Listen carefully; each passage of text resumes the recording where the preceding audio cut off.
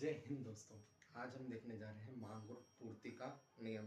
यदि हम मांग का नियम देखें तो अन्य बातें समान रहने पर, अब अन्य बातें इसके अंतर्गत कौन कौन सी चीज़ आती है वो हम बाद के वीडियो में देखेंगे। हम अभी देख रहे हैं कि अन्य सभी बातें समान रहने पर यदि किसी वस्तु की कीमत में वृद्धि होती है, इसको कीमत मांगना और इसको मांग मांगना, तो यदि किसी वस्तु की कीमत में वृद्धि होती है तो उसकी मांग घट जाएगी, और यदि किसी वस्तु की कीमत में कमी होगी तो उसकी मांग बढ़ जाएगी। यही हमारा मांग का नियम कहलाता है। जैसे माना ये चौक है, ठीक है, हर स्कूल इस चौक का प्रयोग करता है। अगर इस चौक की कीमत में वृद्धि हो गई तो इसकी मांग कम हो जाएगी ना। मांग कम हो जाएगी तो क्या करेंगे टीचर लोग, वो डिजिटल बोर्ड जाएंगे क्योंकि इसमें चौक की आवश्यकता नहीं होती। तो ये वो हो गया। इसके विपरीत यदि इसकी मांग में क्या हो जाएगी, कमी हो जाएगी, सॉरी, कीमत में क्या हो जाएगी, कमी हो जाएगी, तो इसकी मांग में वृद्धि हो जाएगी।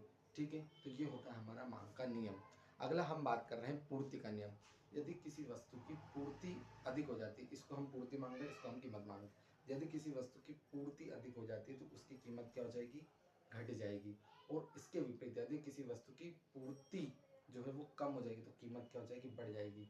जैसे अगर हम ले किसी चीज़ की, जैसे हम लेते हैं बिस्किट को, तो बिस्किट की जो अगर हम देखें तो बिस्किट की अगर पूर्ति बढ़ जाती है तो उसकी कीमतों में कमी हो जाएगी, और यदि उसकी जो है पूर्ति कम हो जाएगी तो उसकी कीमतों में वृद्धि होगी। इसका सबसे अच्छा उदाहरण हम लेते हैं टमाटर।